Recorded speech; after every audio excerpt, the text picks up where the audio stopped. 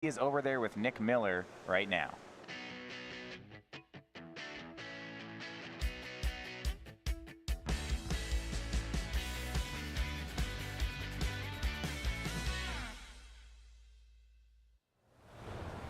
Hello, welcome back to the sideboard one last time here in the Washington, D.C. Legacy Open, part of the SCG Tour, brought to you by Ultimate Guard. Nick Miller inside our champion, John Goss. Congratulations. Thank you very much. Had a great tournament, an awesome deck, and a trophy now is yours. Awesome. Your friend said you were a former state champion. Now you're a Open champion as well. Yeah, absolutely. I've actually top-8'd 2 other Opens, and I always got second. So I was like, today, is it going to be the same thing, or are we going to actually take home a trophy? So excited to finally take one back. When you make it to the finals, do you like your matchup going in there? Because you don't want a third, second place. Yeah, definitely don't want a third, second place, right? Yeah, playing against him was a little bit rough because I played against him earlier this morning, and he was one of my first losses this morning, and I was excited for a rematch there to be able to actually kind of reclaim the title. I was like, if something's going to happen where I claim a title, it's either he's going to beat me again, he just deserves to beat me, or I can steal it. So and it worked out in my favor. Well, you take it down. Your deck's very nice. You know, we've seen these variants of Stoneblade plus Leovold decks. And, you know, we had a Legacy Open in Season 1 where Leovold was kind of just getting into the fold. You know, people had seen the power of it, started putting in their decks. We're now firmly in Leovold is what you want to be doing if you're the, you know, blue-green multicolor decks. Yeah, I mean, that card was spoiled, and I actually bought 4 boxes of Conspiracy to try and open them to be able to play with them, and it's way bad value, but ended up actually opening 2, which was pretty lucky. But played those in tournament, been on that card. It's just phenomenal. I mean, I had one, I kind of tried to go away from the green, and I was like, against all these fair matchups, even the 4-color decks, you just want to be greedy too. You know, you want to play your green card to stop them from doing their thing. So yeah, it comes down to, you know, the 4-color control decks.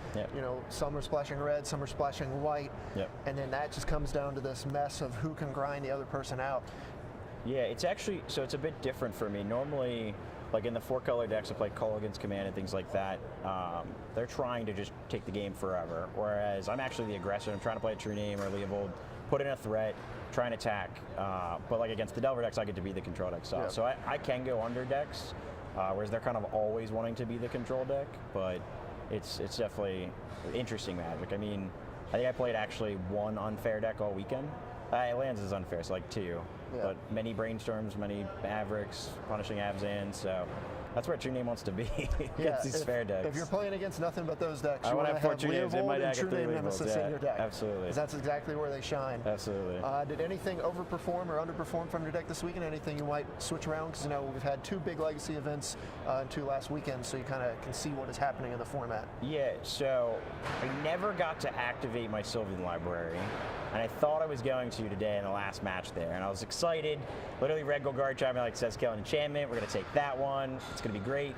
And then he killed it anyway, and I was like, oh my gosh. So I believe that card overperforms, but I have not had an experience that. So anytime that card actually gets to draw you cards, it's absurd. It would, but True Name, I mean, just the whole day. Actually, Stoneforge was really good too. A lot of people are saying Stoneforge is bad in Legacy. I kind of agree, but it's not so much that Stoneforge is a good card, even though it won me a ton of games. It's being able to equip a True Name with something is way better than not. Yeah, I talked to a couple of people who are playing, you know, different style of blue decks and Stoneforge decks, and they say Stoneforge on its own is not great, but if you have True Name in your deck, then you want to have Stoneforge in your deck as well, if that's the avenue you're going. Exactly, yeah. I mean, I'm all about 4 True Names ever since that card came out too. I mean, I've been playing this deck for years and years, but I'm happy that it finally came full circle. Now it's good again. So. Well, it worked well for you. You got yourself a title. Any shout-outs or anything you want to say, you know, to wrap things up? No, I just my friends here, got Kyle and Ty. They've been supporting me the whole day. Definitely happy to have people here with me.